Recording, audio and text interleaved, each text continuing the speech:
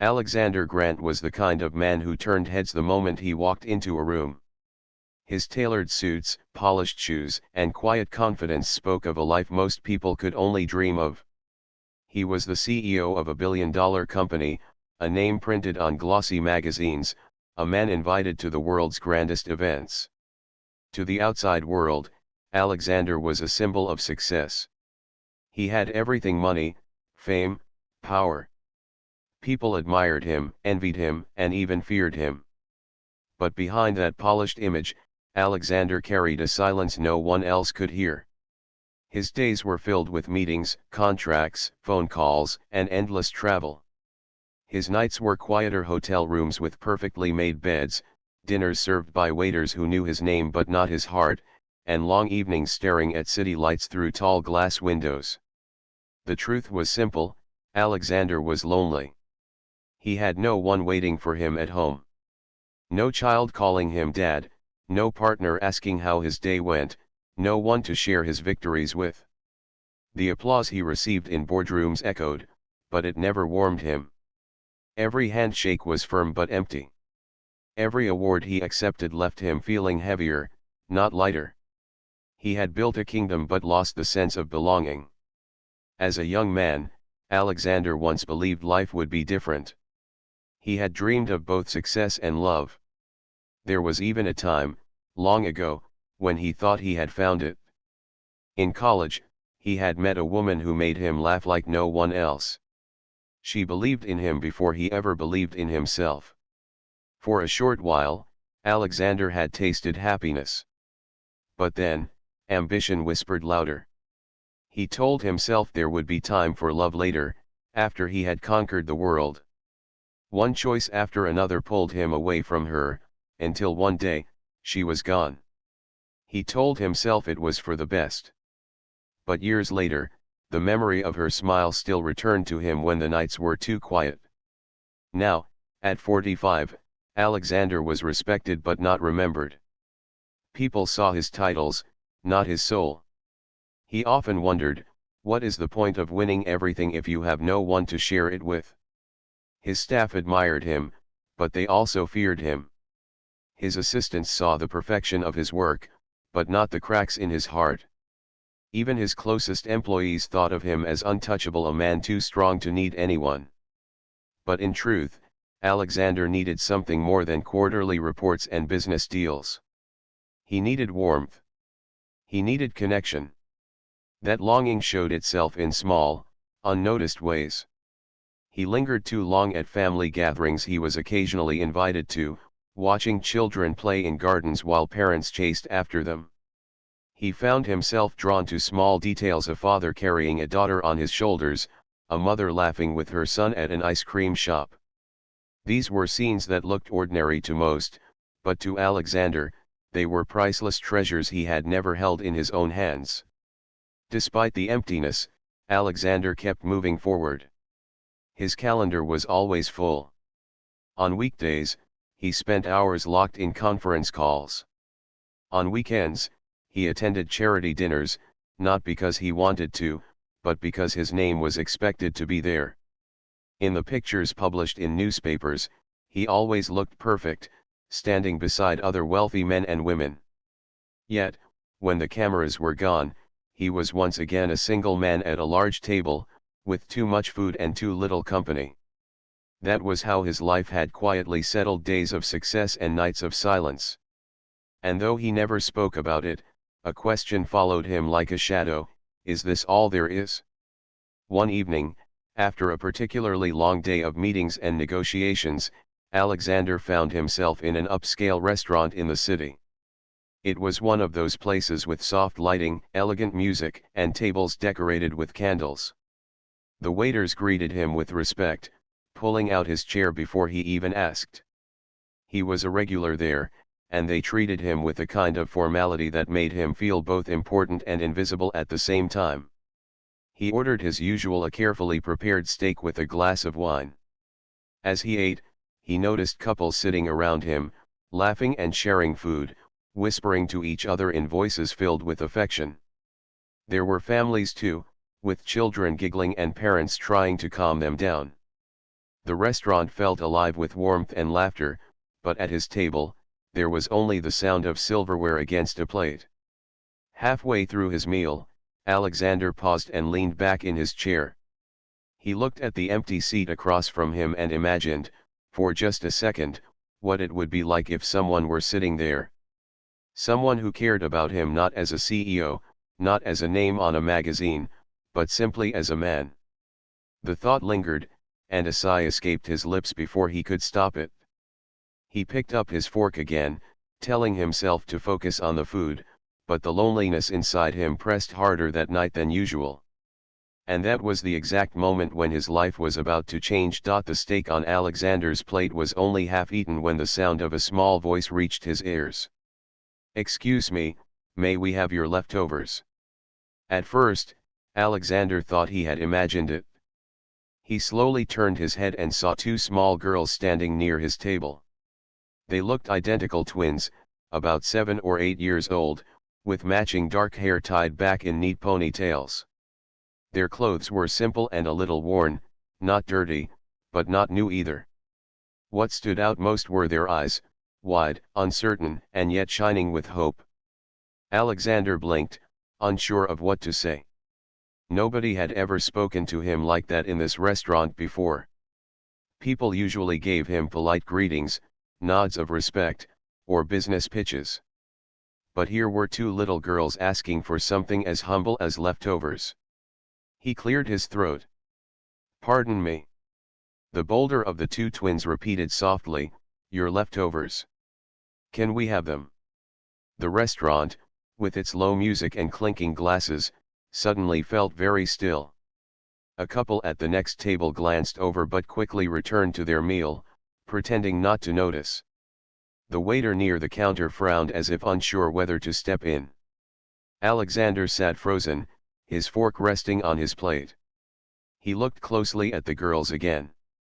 Their eyes caught him off guard. Something in the depth of their gaze stirred a memory in him, a familiarity he couldn't explain. It wasn't just hunger he saw, it was something deeper. Innocence. Longing. A quiet strength that children their age shouldn't need to carry. "Where are your parents?" he asked gently. The shyer twin lowered her head and clutched the hem of her sister's dress. The bolder one looked up at him and replied, "Mama's outside. She said to wait, but we saw you eating." Her honesty was so direct, so pure, that Alexander felt a pang in his chest. He glanced at his plate again. The portion was large, more than he ever finished. On most nights, the waiters cleared his half-eaten meals without a second thought. But tonight, for the first time, the unfinished food wasn't waste, it was hope for someone else. "Of course," Alexander said softly. He motioned for the waiter, who approached hesitantly. "Please pack this up for them," he instructed. The waiter nodded, though his expression carried a trace of disapproval. This was not the kind of place where children asked for leftovers. But Alexander's tone left no room for question. As the waiter left with the plate, Alexander turned back to the twins. "What are your names?" he asked. The shyer girl peeked up at him and whispered, "Lily." The bolder one lifted her chin proudly. "I'm Lucy." "Lily and Lucy," Alexander repeated, testing the names on his tongue. The sound of them felt strangely warm. "Pretty names." The twins exchanged a small smile, one of those secret looks siblings share when they feel safe. It struck Alexander that they were polite, not demanding, and carried themselves with surprising dignity for children in their situation. When the waiter returned with the packed food, Alexander handed it directly to Lucy, who accepted it with both hands. "Say thank you," Lily whispered. "Thank you, sir," Lucy said clearly. "You're very welcome," Alexander replied, but something inside him urged him not to let the moment end there. He rose from his chair, smoothing his jacket. "Shall I walk you to your mother?" The twins hesitated for only a moment before nodding.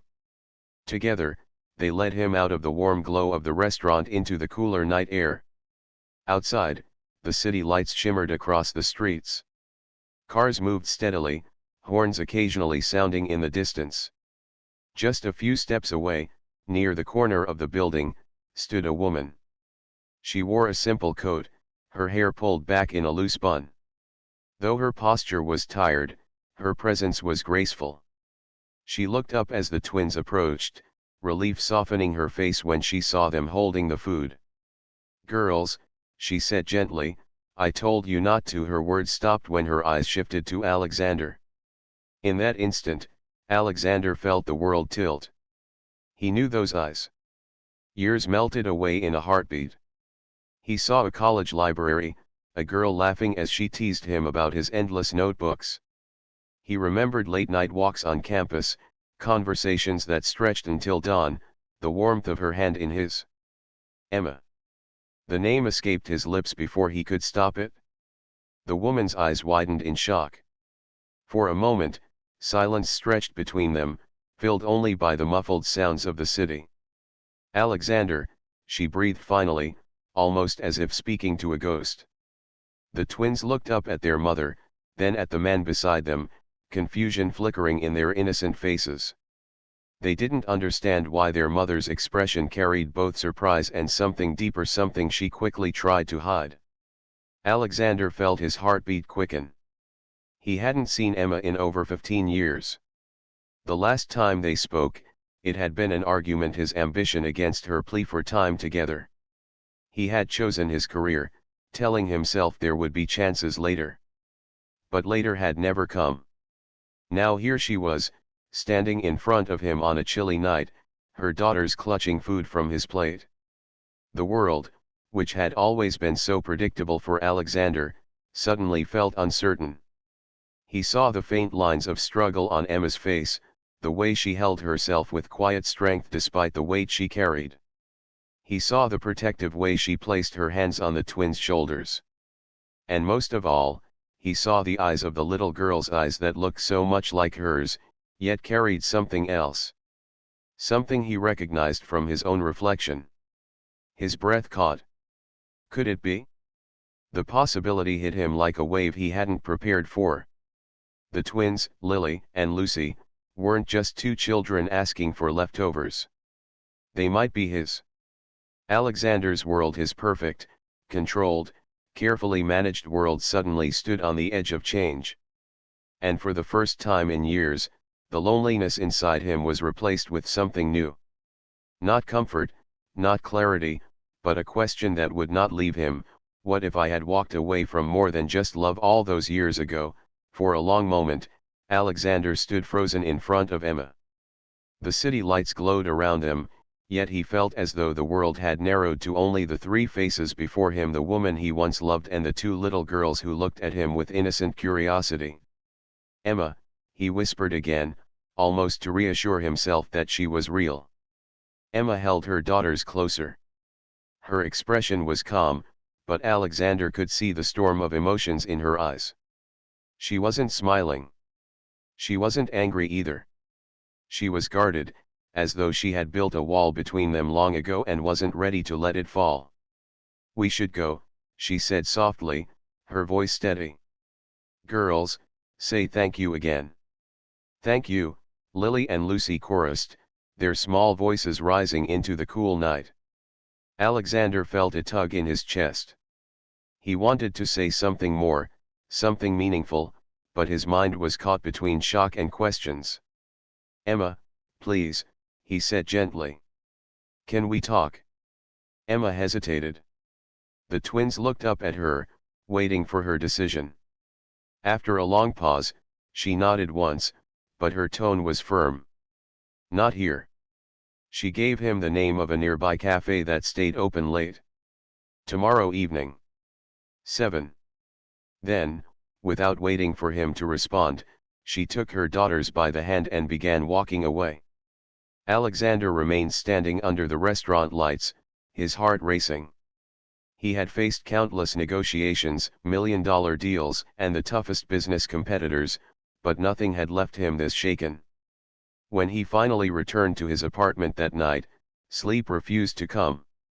His thoughts kept circling back to the twins, Lily and Lucy. The way their eyes had shone when they looked at him. The way Emma had stood protectively between them and the world. And the possibility, the terrifying, beautiful possibility that they were his children. He asked himself 100 questions. Why hadn't Emma told him? Why had she disappeared without a word all those years ago? Did she hate him that much? Or had she simply chosen a life without him?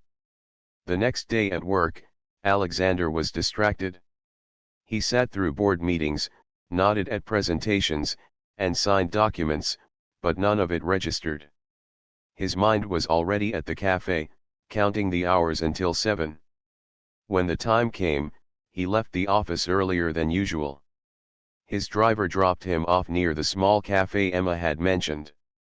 It was a cozy place, nothing fancy, wooden tables, warm yellow lights, the smell of coffee and fresh bread in the air.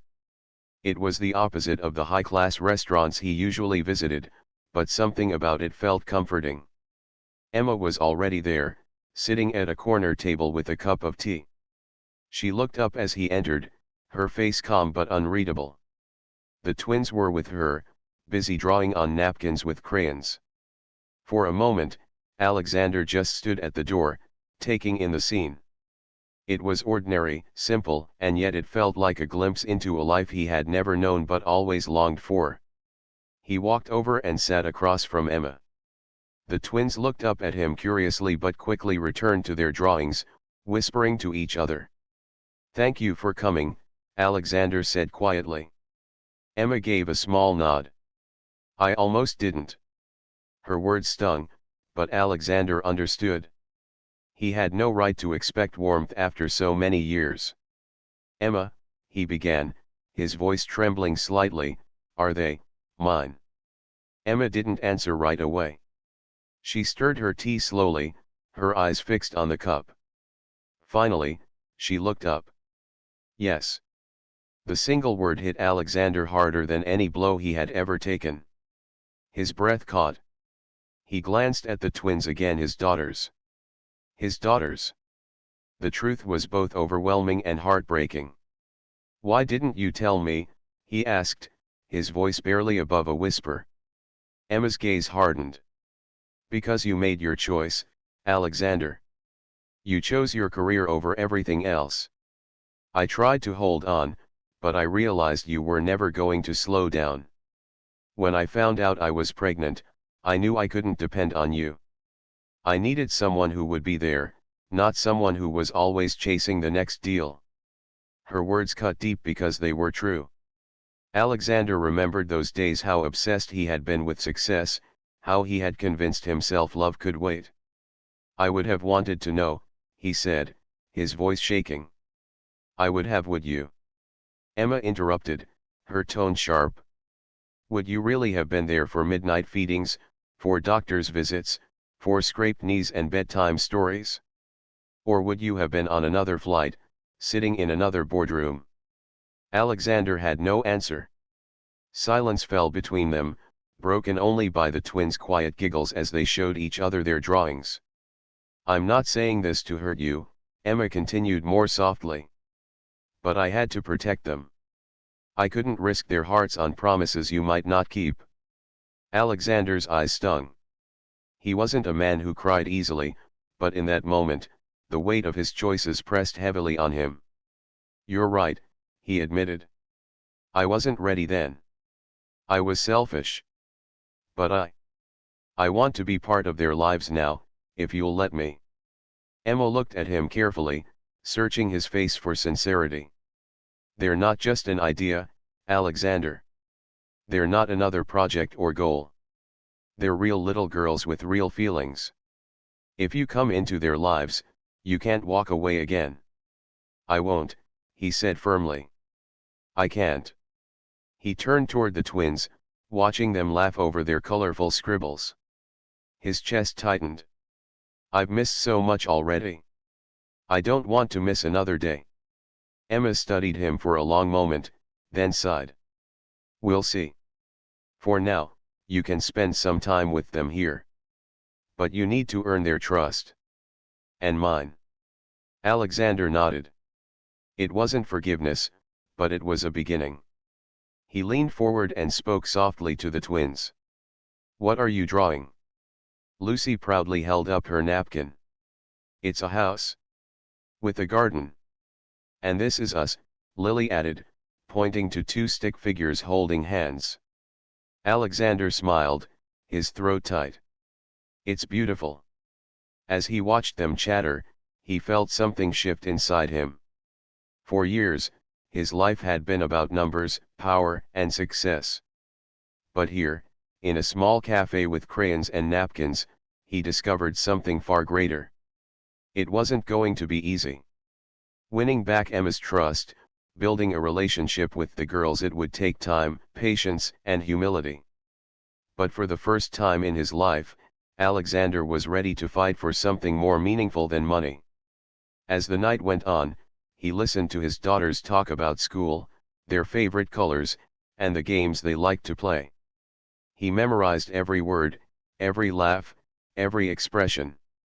And though the road ahead was uncertain, Alexander knew one thing with absolute clarity: he wasn't alone anymore. The days after the cafe meeting were unlike anything Alexander had ever experienced. For years, his mornings had been filled with emails, conference calls, and schedules packed down to the last minute. Now, when he woke, he found his mind drifting to something else entirely: the faces of Lily and Lucy. Their laughter, their questions, their innocence. The realization that they were his daughters had turned his world upside down. But knowing they were his children was only the beginning. Winning their trust and Emma's would be the true test. He started small, just as Emma had asked. The next weekend, he met them at a public park. It was a sunny afternoon, and children were running everywhere, flying kites, kicking soccer balls, chasing bubbles. Alexander felt strangely out of place in his neatly pressed shirt and polished shoes. He had spent decades in boardrooms, but standing on the edge of a playground made him more nervous than any business deal. The twins spotted him first. Lucy waved excitedly, while Lily held back a little, watching him with shy eyes. Emma was nearby, sitting on a bench, keeping a careful distance. She wasn't going to make this easy for him, and he knew she was right not to. "Hi," Alexander said as he walked up to the girls. "You two look ready for an adventure." Lucy grinned. "Can you push us on the swings?" "Of course," he replied, relieved to be given a task. He followed them to the swings, awkward at first, but soon finding a rhythm. Lucy squealed with delight as she soared higher, while Lily clutched the chains tightly, smiling in her quiet way. Alexander felt something stir inside him, a joy so simple and pure, yet so unfamiliar. When the girls ran off to play tag with other children, Alexander sat on the bench beside Emma. "They like you," she said quietly, though her tone carried caution. "I like them too," he replied, his voice soft. "More than I can explain." Emma looked at him, her eyes unreadable. "This isn't about liking. It's about being there. Consistently. They need stability. I won't let them get attached to you if you can't stay." Alexander nodded. He wanted to argue, to promise that he would never leave, but he knew promises were empty without actions. He had to prove it. Over the next weeks, he adjusted his life in ways his colleagues could hardly believe. He declined late-night dinners, postponed business trips, and even left the office early, something unheard of for Alexander Grant. When questioned, he simply said, "Family matters." For the first time, he realized that money and power could wait. His daughters could not. He began visiting them regularly. At first, the girls were shy, especially Lily, who often hid behind her mother's arm. But slowly, little by little, they began to open up. Alexander brought books to read with them, puzzles to solve, and once, he even attempted baking cookies with them, though the kitchen turned into a flour-covered mess. The girls laughed so hard that day, and Alexander laughed with them until his stomach hurt. It wasn't all easy. There were moments when he felt clumsy, unsure of how to handle their needs. Once, Lucy fell and scraped her knee at the park. Alexander panicked, fumbling with a bandage, while Emma calmly cleaned the wound. He realized then how much he had missed, not just the big milestones, but the small daily lessons of being a parent. Emma noticed his efforts but remained cautious. She watched how he interacted with the girls, how he showed up on time, how he kept his word. Slowly, her guarded expression softened, though she never let go of her protective nature. One evening, Alexander took the twins to a bookstore. They wandered through the children's section, picking out colorful books. Lily chose one about stars, while Lucy grabbed a story about a brave princess. At the checkout, Alexander felt a warmth he had never experienced before, an ordinary act of buying books, but for his own children. Later that night, he drove them home. As they reached their door, Lucy suddenly hugged him tightly. "Good night, Daddy," she whispered. The word hit him like a lightning bolt. "Daddy." His throat tightened, and his eyes stung with tears he fought to hold back. He looked at Emma, who had heard it too. She didn't say anything, but her eyes shimmered with something between surprise and understanding.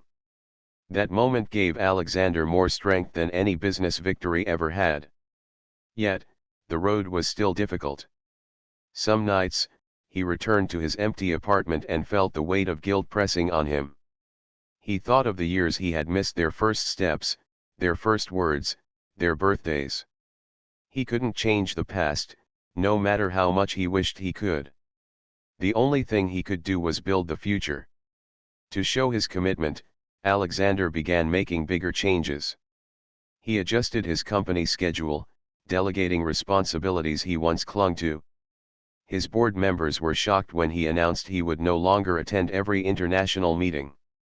Instead, he sent trusted executives. "My family needs me here," he told them simply. At first, many thought it was a phase, but soon they realized Alexander was serious. For the first time, he was balancing life outside the boardroom. And though profits mattered, his heart told him that no number on a chart could replace the sound of his daughter's laughter. Emma noticed the change too. She saw how he no longer looked distracted during visits, how he gave his full attention to the girls, how he stayed patient even when Lucy threw tantrums or Lily grew too quiet. He was learning, not perfectly, not easily, but sincerely. One rainy afternoon, Alexander arrived at their small apartment with an umbrella big enough to cover all three of them. They huddled together, laughing as the rain splashed around them. For Emma, it was the first time in years she had seen Alexander laugh so freely. For a fleeting second, it reminded her of the young man she had once loved, the one who used to chase dreams with a sparkle in his eyes. Still, Emma's trust came slowly. One evening, after the girls went to bed, she spoke to Alexander in the quiet of the living room. "They adore you," she admitted. "And I can see you adore them. But I need to know this isn't temporary. You can't just appear in their lives and disappear again. I won't let them go through that kind of hurt." Alexander met her gaze, his voice steady. "Emma, I've made mistakes. But leaving them will never be one of them. I've spent years chasing things that didn't matter. Now I finally know what does. I'm not going anywhere." Emma searched his face for signs of doubt, but she found none. For the first time, she believed him. The road was still long. There would be challenges, disagreements, and adjustments. But with every bedtime story, every shared meal, every laugh in the park, Alexander was proving that he wasn't just a CEO. He was a father, learning, stumbling, and growing into a role he had once given up without even knowing it. And in that struggle, he found something more rewarding than any success he had ever achieved: the slow, steady building of a family. The seasons changed, and with them, Alexander's life transformed in ways he had never thought possible. Once, his calendar had been filled only with numbers, charts, and deadlines. Now, It was marked with school plays, weekend picnics, and afternoons spent helping with homework. His assistants, who were used to planning board meetings, now smiled as they penciled in reminders like Lily's recital or Lucy's art fair. For Alexander, these small notes meant more than any million-dollar contract ever had. The twins grew more comfortable with him each day. At first, Lily had been shy, keeping her distance, watching him with cautious eyes. But over time, she warmed to him. One evening, as they sat together working on her science project about the stars, she leaned against him and whispered, "I like it when you're here." It was a simple sentence, but it felt like the highest honor Alexander had ever received. Lucy, bold and energetic, tested him, often challenging him to run races at the park or daring him to try silly dances she learned at school. Alexander tried, even when he felt ridiculous, and the girls' laughter was all the reward he needed. He was no longer just a visitor in their lives. He was their father. But fatherhood was not without challenges. There were days when work called him urgently, tempting him back into the habits of old. There were moments when he struggled to balance the man he had been with the man he wanted to become. Yet, each time, he reminded himself of what truly mattered. He had missed too much already, he would not miss more. Emma, too, began to see the change in him. She had watched him carefully in the beginning, waiting for the moment he might falter, half expecting him to retreat into his old life of endless meetings and late-night flights. But instead, she saw a man who chose bedtime stories over banquets, who proudly carried school projects instead of briefcases, who learned how to braid hair clumsily, but with determination because his daughters asked him to. One evening, after the twins had gone to bed, Emma and Alexander sat on the small balcony of her apartment. The city lights glimmered around them, and the sound of distant traffic hummed in the air. "You've changed," Emma said quietly. Alexander looked at her, his expression soft. "I had to. For them. For you. For myself." Emma sipped her tea, her eyes thoughtful. "I didn't think you could." He nodded slowly. "Neither did I. But then I realized, all those years, I thought I was building something important. And maybe I was, in one sense. But without them, without you, it was hollow. Empty. Now I finally understand what matters." Emma didn't respond immediately, but a small smile tugged at her lips. It wasn't the carefree smile of their youth, but it carried a quiet strength like the smile of someone who had seen life's storms and survived. In the weeks that followed, Alexander continued to prove himself. He attended every school event, clapped the loudest at recitals, and sat patiently through Lucy's endless puppet shows in the living room. He learned to cook simple meals with the girls, laughing when they added too much salt or spilled flour across the table. He even helped them build a fort out of blankets and chairs, crawling inside with them to tell bedtime stories by flashlight. For the first time in his life, Alexander wasn't lonely. The change didn't go unnoticed by others. His colleagues remarked on how different he seemed: calmer, warmer, less restless. Investors and board members who once feared his relentless drive now found him more approachable. Ironically, his company flourished under this new version of him, as he began trusting others to lead and bringing more balance to the workplace. But for Alexander, success was no longer measured in profits. Success was measured in the way Lucy ran into his arms when she saw him at school pickup, or the way Lily held his hand tightly when crossing the street. Success was hearing them call him daddy without hesitation. The true turning point came on a quiet Sunday afternoon. The four of them, Alexander, Emma, Lily, and Lucy, were in a park, sitting on a picnic blanket. The girls were busy chasing butterflies nearby, their laughter echoing across the grass. Alexander looked at Emma, who was watching the girls with a peaceful expression. The sunlight caught her hair, and for a moment, it felt as though time had folded back to their younger days. "Emma," he said softly, his voice steady, "I know I can't erase the past. I know I hurt you, and I miss so many moments I'll never get back. But I don't want to spend another day without you or them. I want us to be a family. Truly. Not just visits and shared afternoons but a home. Together. Emma turned to him, her eyes wide. I'm not asking for forgiveness overnight, Alexander continued. I just want the chance to spend the rest of my life proving that I've changed. I want to give the girls the childhood they deserve. And I want to give you the love I should have given years ago. For a long moment, Emma said nothing. The sounds of the park filled the air, the rustle of leaves, the laughter of children, the distant bark of a dog. Finally, she let out a slow breath. You've kept every promise since the day you came back into their lives, she said quietly. And I can see how much you love them. I can see how much you've changed. Maybe it's time I let go of the past.